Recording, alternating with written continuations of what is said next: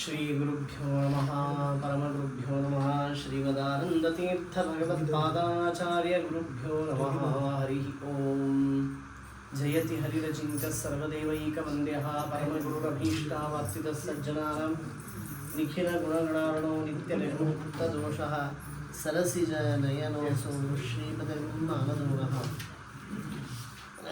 ಧರ್ಮವಿಜ್ಞಾನ ವೈರಾಗ್ಯ ಪರಮೈಶ್ವರ್ಯಶಾಲಿನಃ ಆನಂದತೀರ್ಥ ಭಗವತ್ಪಾದಾನ್ ವಂದೇ ನಿರಂತರಂ ಭವತಿ ಯದನುಭಾವಾದೇಡಮೂಕೋऽಪಿ ವಾಗ್ಮೀ ಜಡಮತಿರವಿಚಂತೃಜ್ಜಾಯತೆ ಪ್ರಾಜ್ಞಮೌಲಿಃ सकलवचनचेतो देवता भारती सा मम वचसि निधत्तां सन्निधिं मानसे च नौमिन्याय सुधादिकृज्जयमुनीन् श्रीपादराट् सन्मणीन् व्यासार्यान् विविधागमब्धिविकरान् श्रीवादिराजानपि वन्दे हंसवरान् रघूत्तमगुरून् वैदग्ध्यवारां निधीन् श्रीसत्यव्रतराघवेन्द्रमुनिपान् सद्बोधसध्यानपान् विद्यापीठ विद्यायां विबुधाचार्यं विदज्ञानाब्धिचन्दिरं दुर्मदध्वन्तमार्ताण्डं सत्यध्यानमुनिं भजे सत्याभिज्ञकराब्जोत्थान् पञ्चाशद्वर्षपूजकान् सत्यप्रमोदतीर्थार्यान् नौमिन्याय सुधारतान् शास्त्रेषु पारदृश्वानं शास्त्रज्ञेषु च वत्सलं दीनभक्तोद्धारकरं सत्यात्मानं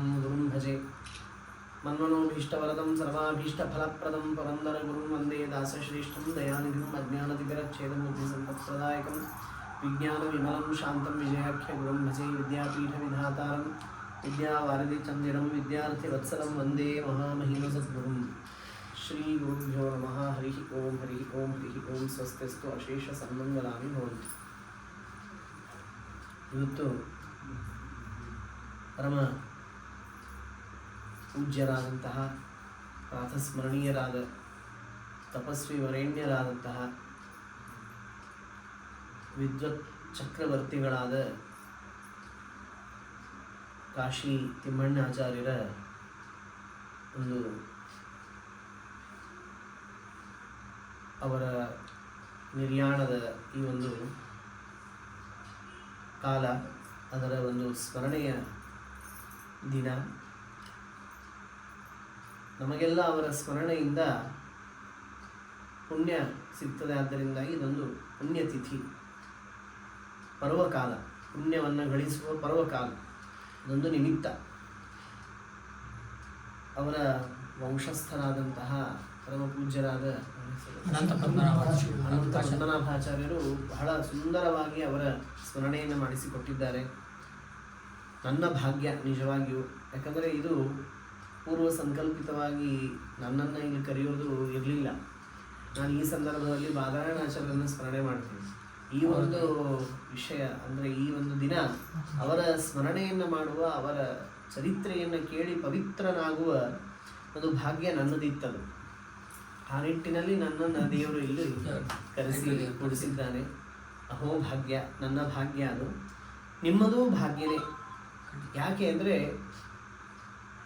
ಕೋಪೋ ಗುರುಣಾಂ ಮೈ ನೈವ ಭೂಯ ದಯಾ ಗುರುಣಾಂ ಮಮ ಸರ್ವದಾ ಸ್ಯಾತ್ ಅಂತ ಗುರು ಶ್ಲೋಕದಲ್ಲಿ ಹೇಳ್ತಾರೆ. ಯಾವಾಗಲೂ ಗುರುಗಳು ನಮ್ಮ ಮೇಲೆ ಕೋಪಿಸ್ಕೋಬಾರ್ದು, ಅವರ ದಯೆ ನಮ್ಮ ಮೇಲೆ ಯಾವಾಗಲೂ ಇರಬೇಕು ಅಂತ. ಅದ್ರ ಜೊತೆಗೇನೆ ಜನ್ಮಾಂತರೇ ತಸ್ಯ ಗ್ರಹೇ ಜನಿಶ್ಚ, ಈ ಮಾತು ಬಹಳ ಮಹತ್ವದ್ದು. ಪ್ರಾರ್ಥನಾ ಮಾಡ್ಕೊಳ್ತಾರೆ, ಈ ಜನ್ಮದಲ್ಲಿ ಆಗದೇ ಇದ್ದರೂ ಮುಂದಿನ ಜನ್ಮದಲ್ಲಾದರೂ ಉತ್ತಮ ಗುರುಗಳ ವಂಶದಲ್ಲಿ ನನಗೆ ಜನ್ಮ ಬರಲಿ. ದೊಡ್ಡ ಅದೊಂದು ಪುಣ್ಯ. ಜನ್ಮಾಂತರೇ ತಸ್ಯ ಗ್ರಹೇ ಜನಿಹಿ, ಅದೊಂದು ದೊಡ್ಡ ಪ್ರಾರ್ಥನೆಯನ್ನು ಮಾಡ್ಕೊಳ್ಬೇಕು ನಾವು. ಅದು ನಿಮಗೆ, ನೀವು ಹಿಂದೆ ಯಾವ ಜನ್ಮದಲ್ಲಿ ಪ್ರಾರ್ಥನೆ ಮಾಡ್ಕೊಂಡಿದ್ರೋ ಗೊತ್ತಿಲ್ಲ, ದೇವರು ಈ ಜನ್ಮದಲ್ಲಿ ಅದನ್ನು ನೆರವೇರಿಸಿದ್ದಾನೆ. ಅದು ಬಹಳ, ನೀವೆಲ್ಲ ಪುಣ್ಯವಂತರು. ಅಂತಹ ಗುರುಗಳ ವಂಶದಲ್ಲಿ ಹುಟ್ಟಿ ಬರುವುದು ಅನ್ನೋದು ಒಂದು ದೊಡ್ಡ ಪುಣ್ಯದ ಪರಿಪಾಕ ಕೂಡಿ ಬಂದಾಗ ಮಾತ್ರ. ಮೊದಲೇ ಅವರು ಹೇಳಿದ ಹಾಗೆ ಬ್ರಾಹ್ಮಣ್ಯ ಬರೋದೇ ದುರ್ಲಭ, ಮನುಷ್ಯ ಜನ್ಮ ಬರೋದೇ ದುರ್ಲಭ. ತತ್ರಾಪಿ ಜನ್ಮ ಶತಕೋಟಿಷು ಮಾನವತ್ವ, ಅದರಲ್ಲಿಯೂ ಬ್ರಾಹ್ಮಣತ್ವ. ಹೌದಾ? ಜೋರಾಗಿ ಹೇಳ. ತತ್ರಾಪಿ ಜನ್ಮ ಶತಕೋಟಿಷು ವೈಷ್ಣವತ್ವ, ಮನುಷ್ಯ ಜನ್ಮ ಬರೋದೇ ಬಹಳ ದುರ್ಲಭ. ನಾನಿಲ್ಲಿ ಅನುವಾದ ಮಾಡೋದಿಲ್ಲ ಯಾವ ವಿಷಯ, ಅವರ ಸ್ಮರಣೆಯ ಒಂದು ವಿಚಾರಗಳನ್ನು ಮಾಡ್ತೇನೆ. ಮತ್ತು ಅವರ ಕೃತಿಯಾದಂತಹ ನನಗೆ ಅವರು ತಿಳಿಸಿದ್ದು ರಾಮಸ್ತವ ರತ್ನಾವಲಿ, ಅದರ ಬಗ್ಗೆ ಒಂದು ಸ್ವಲ್ಪ ಹೇಳಿ ಅಂತ. ಆ ನಿಟ್ಟಿನಲ್ಲಿ ಅದನ್ನು ಹೇಳ್ತೇನೆ. ಪೂರ್ವದಲ್ಲಿ ನಾನು ಯಾಕೆ ಹೇಳಿಕ್ಕೆ ಬಂದೆ ಅಂದರೆ, ಜನ್ಮಾಂತರೇತಸ್ಯ ಗೃಹೇ ಜನಿಶ್ಚ ಅಂತ. ವೈಷ್ಣವರಾಗಿ ಹುಟ್ಟುವುದು ಬಹಳ ಜನ್ಮದ ಪರಿಪಾಕ, ಪುಣ್ಯದಿಂದ ಹುಟ್ಟುವುದು. ದುರ್ಲಭೋ ಮಾನುಷೋ ದೇಹ ದೇಹಿನಾಂ ಕ್ಷಣಭಂಗುರ ಅಂತ ಭಾಗವತ ಹೇಳಿದ ಹಾಗೆ, ಈ ದೇಹ ಬ್ರಾಹ್ಮಣ್ಯವನ್ನು ಹೊಂದುವುದು ಬಹಳ ದುರ್ಲಭ. ಅದರಲ್ಲೂ ವೈಷ್ಣವತ್ವ, ವಿಷ್ಣು ಸರ್ವೋತ್ತಮತ್ವವನ್ನು ತಿಳಿಯುವುದಕ್ಕೆ ಅಧಿಕಾರವುಳ್ಳಂತಹ ಈ ಒಂದು ಜನ್ಮ ಬರೋದು ಬಹಳ ದುರ್ಲಭ. ಅದರಲ್ಲೂ ಗುರುಗಳ ಮನೆತನದಲ್ಲಿ ಹುಟ್ಟಿ ಬರೋದು. ಆ ನಿಟ್ಟಿನಲ್ಲಿ ಕಾಶಿ ಆಚಾರ್ಯರು ಬಹಳ ದೊಡ್ಡ ಪ್ರಕಾಂಡ ಪಂಡಿತರು. ನಾವು ನಿನ್ನೆ ಬಾದರಾಯಣಾಚಾರ್ಯ ಹೇಳ್ತಾ ಇದ್ದರು, ಈ ಕಡೆಗೆ ತರ್ಕಶಾಸ್ತ್ರ, ಕಡೆ ವೇದಾಂತ, ಕಡೆ ಮೀಮಾಂಸ, ಹಾಗೆಯೇ ಎಲ್ಲ ಗ್ರಂಥಗಳು, ಅದ್ವೈತಾದಿ ಸಕಲ ಗ್ರಂಥಗಳು ಮುಖೋದ್ಗತವಾಗಿ ಬುದ್ಧಿಸ್ಥವಾಗಿ ಇಟ್ಟುಕೊಂಡು ಬರೀ ಪಾಠ ಪ್ರವಚನ ಅಲ್ಲ, ಗ್ರಂಥ ಲೇಖನ ಮಾಡಿಕೊಂಡು ಟಿಪ್ಪಣಿಕಾರರಾಗೋದು ಬಹಳ ದೊಡ್ಡ ಸಾಧನೆ. ಟಿಪ್ಪಣಿಕಾರರ ಒಂದು ಸಾಲಿನಲ್ಲಿ ಅವರು ಒಂದು ಸ್ಥಾನವನ್ನು ಪಡೆದಿದ್ದಾರೆ. ಇವತ್ತಿಗೂ ಆ ಷಟ್ ಟಿಪ್ಪಣಿ ನಮ್ಮ ಸತ್ಯಪ್ರಮೋದ ತೀರ್ಥ ಶ್ರೀ ದೊಡ್ಡ ಗುರುಗಳು, ದೊಡ್ಡ ಸ್ವಾಮಿಗಳು ಪ್ರಕಟಣೆ ಮಾಡಿದ ನ್ಯಾಯಸುಧಾ ಪುಸ್ತಕದಲ್ಲಿ ಕಾಶಿ ಆಚಾರ್ಯರ ಒಂದು ಟಿಪ್ಪಣಿಯೂ ಕೂಡ ಅಲ್ಲಿ ಇದೆ. ಇದರಲ್ಲಿಯೂ ಅಷ್ಟೇ, ಏನು ನಮ್ಮ ತತ್ವಸಂಖ್ಯಾನಕ್ಕೂ ಕೂಡ ಕಾಶಿ ಆಚಾರ್ಯದ್ದು ಸಿಗ್ತದೆ. ಹೀಗಾಗಿ ಆದರೆ ತುಂಬ ಕಠಿಣ, ಅವರು ತರ್ಕಭೂಯಿಷ್ಠವಾದಂಥದ್ದು ಅಂತ ಪ್ರಾರಂಭದ ಹಂತದಲ್ಲಿ ಅದನ್ನು ಹೇಳೋದು ಸ್ವಲ್ಪ ಕಡಿಮೆ ಆಗ್ತದೆ. ಅಲ್ಲಲ್ಲಿ ಹೇಳ್ತಾರೆ. ತರ್ಕಭೂಯಿಷ್ಠವಾಗಿ ಭಾರೀ ತರ್ಕದ ಒಂದು ಕ್ರೋಢಪತ್ರವನ್ನು ಅಲ್ಲಿ ರಚನೆ ಮಾಡುವಂತಹ ಸಾಮರ್ಥ್ಯ ಅವರಿಗಿದೆ. ಹೀಗಾಗಿ ಅಂತಹ ಪ್ರಕಾಂಡ ಪಂಡಿತರು ನಿಮ್ಮ ಪೂರ್ವಜರು ಅನ್ನೋದು ಬಹಳ ದೊಡ್ಡ ಹೆಮ್ಮೆಯ ವಿಷಯ. ನಿಮಗೆಲ್ಲರಿಗೂ ಕೂಡ ಅವರ ಅನುಗ್ರಹಕ್ಕೆ ಪಾತ್ರರಾಗಿದ್ದೀರಿ. ಇವತ್ತು ಅವರ ಆರಾಧನೆಯನ್ನು ಮಾಡ್ತಾ ಇದ್ದದ್ದು ದೊಡ್ಡ, ಏನೋ ಅವರು ಹುಟ್ಟು ಬಂದರು ನಮ್ಮ ಪೂರ್ತಿಗೆ ನಾವು ಇರೋಣ ಅಂತ ಇಲ್ಲ ನೀವು. ಅದು ನಿಜವಾಗಿಯೂ ಅವರ ಸ್ಮರಣೆಯನ್ನು ಬೆಂಗಳೂರಿನಲ್ಲಿ ಒಂದು ಮಾಡ್ತಾ ಇದ್ದೀರಿ, ಮೈಸೂರಿನಲ್ಲಿ ಮಾಡ್ತಾ ಇದ್ದೀರಿ. ಹೀಗಾಗಿ ಬಹಳ ದೊಡ್ಡ ಕಾರ್ಯ, ದೇವರಿಗೆ ಪ್ರೀತಿಯಾಗುವ ಕಾರ್ಯ. ಯಾವಾಗಲೂ ಜನ್ಮ ತಾತ್ಪರ್ಯ ನಿರ್ಣಯದಲ್ಲಿ ಬರುವಂಥದ್ದು, ಸ್ವಯಮೇವಾಖಿಲ ಜಗತ್ರಕ್ಷಾದಲಿತ ಶಕ್ತಿಮಾನಪಿ ಅಚ್ಯುತಃ ಗುರುದ್ವಾರ ಪ್ರಸಾದ ಕೃತಹಂ ಪ್ರೀತಿ. ಗುರುಗಳು ಪ್ರಸಾದ ಮಾಡಿದರೆ ಅದರ ದ್ವಾರ ಭಗವಂತ ಮಾಡ್ತಾನೆ, ಇಲ್ಲ ಅಂದರೆ ಮಾಡೋದಿಲ್ಲ. ಗುರೌರುಷ್ಟೇ ನ ಕಥಂಚನ, ಹರೌರುಷ್ಟೇ ಗುರುಸ್ತ್ರಾತ, ಗುರೌರುಷ್ಟೇ ನ ಕಥಂಚನ ಅಂತ. ಆ ನಿಟ್ಟಿನಲ್ಲಿ ಗುರುದ್ವಾರ ಪ್ರಸಾದ ಭಗವಂತ ಮಾಡ್ತಾನೆ. ದೇವರು ಡೈರೆಕ್ಟಾಗಿ ಮಾಡೋದಿಲ್ಲ. ದ್ವಾರ ಯಾರನ್ನ ಮಧ್ಯಸ್ಥರನ್ನ ಇಟ್ಕೊಳ್ತಾನೆ, ಗುರುಗಳನ್ನು ಮಧ್ಯಸ್ಥರನ್ನ ಇಟ್ಕೊಳ್ತಾನೆ. ಆ ನಿಟ್ಟಿನಲ್ಲಿ ನಿಮಗೆ ಆ ಗುರುಗಳ ಇಡೀ ಜಗತ್ತಿಗೆ ಅನುಗ್ರಹ ಆಗಿದೆ. ಕಾಶಿ ಆಚಾರ್ಯರ ಮೂಲಕ ಇಡೀ ಜಗತ್ತಿಗೆ ಅನುಗ್ರಹವನ್ನು ಭಗವಂತ ಮಾಡಿದ್ದಾನೆ. ಅಂತಹ ಅವರಿಗೆ ಜ್ಞಾನವನ್ನು ಕೊಟ್ಟು ಅನೇಕ ಗ್ರಂಥಗಳನ್ನು ರಚನೆ ಮಾಡಿಸಿ ಶ್ರೀಮದಾಚಾರ್ಯರ ಸಿದ್ಧಾಂತದ ಒಂದು ವಿಶೇಷವಾದಂತಹ ಪ್ರಚಾರ ಅವರ ಕಾಲದಲ್ಲಿ ಆಗಿದೆ. 200 ವರ್ಷದ ಹಿಂದಿನ ಕಾಲಘಟ್ಟದಲ್ಲಿ ಅವರಿದ್ದರು. ರಾಜರಿಂದ ಮನ್ನಣೆ ಪಡೆದವರು. ಈ ಸತ್ಯಸಂತುಷ್ಟರು, ಸತ್ಯಸಂಕಲ್ಪರ ಸಮಕಾಲೀನರು, ಅವ್ರಿಗಿಂತ ಮುಂಚಿನವರು ಅಂದರು ಸತ್ಯಧರ್ಮರ. ಅದೇ ಅಂದರೆ ಸತ್ಯಬೋಧರಿಗೆ 4 ಜನ ಶಿಷ್ಯರು, ಸತ್ಯವರರು, ಸತ್ಯಧರ್ಮರು, ಸತ್ಯಸಂಕಲ್ಪರು, ಹೀಗೆ ಸತ್ಯಧರ್ಮರಿಗೆ 4 ಜನ ಅವರು ಸತ್ಯಸಂತುಷ್ಟರ ಶಿಷ್ಯರು. ಹೀಗಾಗಿ ಒಟ್ಟಾರೆ 4 ಜನ ಸತ್ಯಧರ್ಮರು, ಸತ್ಯಧರ್ಮರು, ಸತ್ಯವರರು, ಸತ್ಯ ಸಂಕಲ್ಪರು, ಇನ್ನೊಬ್ಬರು ನೆನಪಾಗ್ತಾ ಇಲ್ಲ. ಹೀಗೆ 4 ಜನ ಅವರು ಶಿಷ್ಯರು, ಸತ್ಯಬೋಧರಿಗೆ ಶಿಷ್ಯರು. ಅದರಲ್ಲಿ ಸತ್ಯಧರ್ಮರ ಶಿಷ್ಯರಾಗಿ ಸತ್ಯಬೋಧರ ಪ್ರಶಿಷ್ಯರಾದಂತಹ ದೊಡ್ಡ ಕೀರ್ತಿ ಕಾಶಿ ಆಚಾರ್ಯರಿಗೆ, ಸತ್ಯಬೋಧ ತೀರ್ಥರ ಪ್ರಶಿಷ್ಯರಾದರು. ಆಮೇಲೆ 4 ಜನ ಯತಿಗಳಿಗೆ ಪಾಠ ಹೇಳುವಾಗ ಈ ಕಾಶಿ ಆಚಾರ್ಯರಿಗೂ ಪಾಠ ಹೇಳಿದ್ದಾರೆ. ಹೀಗಾಗಿ ಸನ್ಯಾಸಿಗಳ ಜೊತೆಗೆ ಪಾಠ ಹೇಳಿಸಿಕೊಂಡಂಥವರು ಅಂತಹ, ಮತ್ತು ಸನ್ಯಾಸಿಗಳಿಗೆ ಗುರುಗಳಾದವರು. ಈಗ ತಾನೇ ಒಂದು ಹೊಸ ವಿಷಯ, ಕುಂದಾಪುರ ಸ್ವಾಮಿಗಳವರಿರ್ಬೋದು, ಕೃಷ್ಣಾಪುರ ಮಠದ ಯತಿಗಳಿರ್ಬೋದು. ಹೀಗೆ ಯತಿಗಳಿಗೆ ಗುರುಗಳಾಗುವ ಸ್ಥಾನ, ಯತಿಗಳಿಂದ ಜ್ಞಾನವನ್ನು ಪಡೆಯುವ ದೊಡ್ಡ ಒಂದು ಯೋಗ್ಯತೆ ಅವರಲ್ಲಿ ಇದ್ದದ್ರಿಂದ ಗುರುಗಳು ಅವರಿಗೆ ಎಷ್ಟು ಅನುಗ್ರಹ ಮಾಡಿದ್ದಾರೆ. ಅವರೊಂದು ಮಾತು ಹೇಳಿದರು, ಗುರುಗಳ ಹಾಗೂ ಭಗವಂತನ ಅನುಗ್ರಹಕ್ಕೆ ಪಾತ್ರರಾದವರು ಅಂತ. ಹೀಗಾಗಿ ಅವರ ಅನೇಕ 10 ಗ್ರಂಥಗಳು ನಾವು ಆವಾಗಲೇ ನೋಡಿದ ಹಾಗೆ ನ್ಯಾಯಸುಧಾಕ್ಕೆ ಟಿಪ್ಪಣಿ, ನ್ಯಾಯಾಮೃತಕ್ಕೆ, ಭೇದೋಜ್ಜೀವನಕ್ಕೆ, ಆಮೇಲೆ ತತ್ವಸಂಖ್ಯಾನಕ್ಕೆ, ಅದಾದ ತಕ್ಷಣ ತೈತರೀಯ ಭಾಷ್ಯ ಉಪನಿಷತ್ತಿನ ಭಾಷ್ಯಕ್ಕೆ ಟಿಪ್ಪಣಿಯನ್ನು ಬರೆದಿದ್ದಾರೆ. ಈ ಕಡೆಗೆ ಇದು ಯಾವುದು ಹೊಸ ವಾಯು ಮತ ಸ್ಥಾಪನ, ಕುಮತ ಖಂಡನ ಮತ್ತು ಇನ್ನನೇಕ ಕ್ರೋಢಪತ್ರ, ಸಾರ ಸಂಗ್ರಹ ಅಂತನ್ನುವಂಥದ್ದು. ಅವರೆಲ್ಲ ನಿಜವಾಗಿಯೂ ಕೂಡ ಅಧ್ಯಯನ ಮಾಡಬೇಕು. ಅಧ್ಯಯನ ಮಾಡಿದಾಗ ಅವರ ಪಾಂಡಿತ್ಯ ಏನು ಅನ್ನೋದು ಗೊತ್ತಾಗ್ತದೆ. ಆ ನಿಟ್ಟಿನಲ್ಲಿ ಒಂದು ಗ್ರಂಥದ ಎಷ್ಟೊತ್ತು ಒಂದು 15 ನಿಮಿಷ ಹೇಳ ಒಂದು ಅವರ ಒಂದು ಅದ್ಭುತವಾದ ಪ್ರಾಯ ಹೇಗೆ ಶ್ರೀಮದಾಚಾರ್ಯರು ಸರ್ವಮೂಲವನ್ನು ರಚನೆ ಮಾಡಿ ಅದರ ಎಲ್ಲದರ ಸಾರವನ್ನು 12 ಸ್ತೋತ್ರದಲ್ಲಿ ಸಂಗ್ರಹ ಮಾಡಿದ್ದಾರೆ. 12 ಸ್ತೋತ್ರ ಅಂದರೆ ಅದೆಲ್ಲ ಅವರು ರಚನೆ ಮಾಡಿದ 37 ಗ್ರಂಥಗಳೇನು ರಚನೆ ಮಾಡಿದ್ದಾರೆ, 36 ಗ್ರಂಥಗಳ ಸಂಗ್ರಹ. ಹೇಳಿದ್ದು ಏನೇನು ಯಾವ್ಯಾವ ಗ್ರಂಥದಲ್ಲಿ ಏನೇನು ಹೇಳಿದ್ದಾರೆ ಅನ್ನೋದನ್ನು ಒಂದು ಕಡೆಗೆ ಸಂಗ್ರಹ ಮಾಡ್ತಾರೆ ಶ್ರೀಮದಾಚಾರ್ಯರು, ಯಾವುದೋ 12 ಸ್ತೋತ್ರದಲ್ಲಿ. ಹಾಗೆ ಇವರು ಕೂಡ ತಾವು ರಚಿಸಿದ ಗ್ರಂಥಗಳ ಒಂದು ಸಾರ ಏನು ಅನ್ನೋದನ್ನು ಒಂದು ರಾಮಸ್ತವ ತಾರಾವಳಿ ಎನ್ನುವ ಗ್ರಂಥದಲ್ಲಿ ಮಾಡಿಕೊಡ್ತಾರೆ. ಅದನ್ನು ಇವತ್ತು ನಾವು ಸ್ಮರಣೆ ಮಾಡೋಣ. ಅವರು ಕೆಲವೊಂದು ಶ್ಲೋಕಗಳನ್ನು ಮುಖೋದ್ಗತವಾಗಿ ಹೇಳಿದರು, ಅದನ್ನು ಅವರು ಮಾಡಿಕೊಂಡಿದ್ದಾರೆ. ನನಗೆ ಪರಿಚಯ ಆದದ್ದೇ ಸ್ತುತಿ ಸಿಂಧುವಿನಲ್ಲಿ ನಮ್ಮ ಆಚಾರ್ಯರು ಅದನ್ನು ಪ್ರಕಟಣೆ ಮಾಡಿದ್ದಾರೆ. ಕಾಶಿ ಆಚಾರ್ಯರು ರಚಿಸಿದ ರಾಮಸ್ತವ ತಾರಾವಳಿ ಗ್ರಂಥವನ್ನು, ಆ ಶ್ಲೋಕವನ್ನು ನಮ್ಮ ವಿದ್ಯಾಪೀಠದಿಂದ ಬಿಡುಗಡೆ ಆದಂತಹ ಸ್ತುತಿ ಸಿಂಧು ಅಂತ 2 ಭಾಗಗಳಲ್ಲಿ ಇದಾಗಿದೆ. ನಮ್ಮ ಆಚಾರ್ಯದನ್ನು ಸಂಗ್ರಹ ಮಾಡಿ ಅದನ್ನು ನಿನ್ನೆ ನಮಗೆ ಅದನ್ನು ನೋಡಿ ಹೇಳಬೇಕಾಯಿತು. ಹೀಗಾಗಿ ಅಲ್ಲಿ ಒಂದು ಮಾತು ಹೇಳ್ತಾರೆ, ಕ್ಷಮಸ್ವ ಸ್ವಾಮಿನ್ಮೇ ಸಕಲಂ ಅಪರಾಧಂ ರಘುಪತೆ. ಹೇ ರಾಮ, ನನ್ನ ಎಲ್ಲ ಅಪರಾಧಗಳನ್ನು ಕೂಡ ಕ್ಷಮಸ್ವ. ಸ್ವಾಮಿನ್, ಹೇ ಸ್ವಾಮಿ, ನನ್ನ ಒಡೆಯನಾದ ಭಗವಂತ ನೀನು ನನ್ನ ಅಪರಾಧಗಳನ್ನು ಕ್ಷಮೆ ಮಾಡು ಅಂತ. ಈ ಒಂದು ಅಪರಾಧ ಮಾಡಿದ್ದೇನೆ ಎನ್ನುವಂತಹ ಒಂದು ಏನು ಮನೋಭಾವ ಇದೆಯಲ್ಲ, ಇದು ನಮ್ಮ ಉದ್ಧಾರದ ಮೊದಲನೇ ಸ್ಟೆಪ್. ನಾವು ಉದ್ಧಾರ ಆಗಬೇಕಾದ್ರೆ ನಾವೇನು ತಪ್ಪು ಮಾಡಿದ್ದೇವೆ ಅನ್ನೋದರ ಜ್ಞಾನ ಆಗೋದು ಇದು ನಮ್ಮ ಉದ್ಧಾರದ ಮೊದಲನೆಯ ಸ್ಟೆಪ್. ನಾನೇನೂ ತಪ್ಪೇ ಮಾಡಿಲ್ಲ ಅಂತಾದರೆ ಉದ್ಧಾರ ಇಲ್ಲ.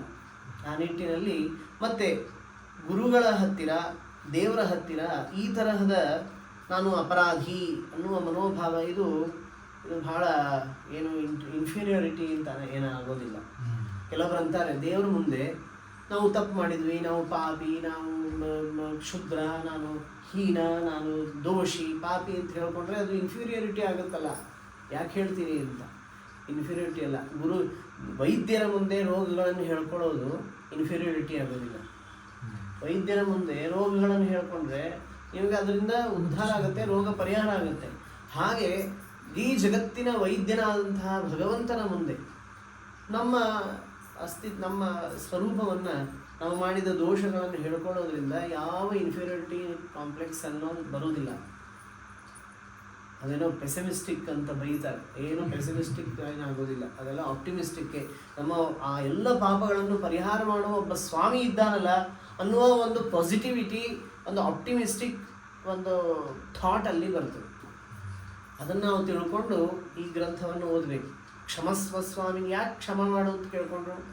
ಈಗೆಲ್ಲ ಸಾರಿ ಕೇಳೋದು ಒಂದು ದೊಡ್ಡ ಈಗೋಗೆ ಹರ್ಟ್ ಆಗುತ್ತೆ. ಸಾರಿ ಕೇಳದೇ ಇರೋದು, ನಾವೇ ತಪ್ಪು ಮಾಡಿದರೂ ಸಾರಿ ಕೇಳೋದಿಲ್ಲ. ಆದರೆ ಆ ಭಾವ ನಮ್ಮನ್ನು ಹಿಂಸೆ ಮಾಡುತ್ತೆ, ನಮ್ಮ ಮನಸ್ಸನ್ನು, ನಮ್ಮ ಆತ್ಮಶಕ್ತಿಯನ್ನು ಡಿಪ್ಲೀಟ್ ಮಾಡ್ತದೆ. ಸಾರಿ ಕೇಳಿಬಿಡಿ, ನೀವು ನಿಮ್ಮ ಆತ್ಮಬಲ ಹೆಚ್ಚಾಗುತ್ತೆ. ಅದನ್ನು ಮೊದಲೇದು ದೇವರ ಮುಂದೆ ಮಾಡಿರಿ ಅಂತಂತಾರೆ ಕಾಶಿ ಆಚಾರ್ಯ. ಏನು ಅಂದರೆ ಕ್ಷಮಸ್ವ ಸ್ವಾಮಿನ್ವೈ. ನೋಡಿ, ಇವತ್ತು ಮನೆಗೆ ಹೋಗಿ ನಿಮ್ಮ ಕಣ್ಣು ಮುಂದೆ, ನಿಮ್ಮ ಸ್ಮೃತಿ ಪಟಲದ ಮುಂದೆ ಯಾರಿಗೋ ನೀವು ತಪ್ಪು ಮಾಡಿದ್ದೀರಿ, ಸಾರಿ ಹೇಳಿಲ್ಲ, ಅವರ ಮುಂದೆ ಹೋಗಿ ಹೇಳಬೇಕಾಗಿಲ್ಲ. ಅವರನ್ನು ಚಿತ್ರಣ ಮಾಡಿಕೊಂಡು ಅವರಿಗೆ ನೀವು 10 ಸಲ ಇವತ್ತಿನವರೆಗೂ ನಾನು ನಿಮಗೆ ನೋಯಿಸಿದ್ದು ನನ್ನದು ತಪ್ಪಾಗಿದೆ, ಕ್ಷಮೆ ಮಾಡಿ ಅಂತ ಅವರಿಗೆ ಥಾಟ್ ಕ್ರಿಯೇಟ್ ಮಾಡಿ. ನಿಮ್ಮ ಮನಸ್ಸು ಎಷ್ಟು ಶಾಂತವಾಗುತ್ತೆ, ಹೌದೋ ಇಲ್ಲ ಹೇಳಿ ನೋಡ್ಕೊಳ್ಳಿ. ನಿಮ್ಗೆ ಹೆಂಡತಿಗೆ ಇರ್ಬೋದು, ನಿಮ್ಮ ಬಂಧು ಬಾಂಧವರಿಗೆ ಇರಬಹುದು, ಯಾರಿಗೇನೆ ಅವ್ರಿಗೇನೋ ನಮ್ಮಿಂದ ನೋವು ಆಗಿರ್ತದೆ, ಆದರೆ ಅದನ್ನು ನಾವು ಸಾರಿ ಅಂತ ಕೇಳಿರೋದಿಲ್ಲ. ಅದು ನಮಗೆ ಹರ್ಟ್ ಆಗ್ತಾ ಇರ್ತದೆ, ನಮ್ಗೆ ಗೊತ್ತಿರಲ್ಲ.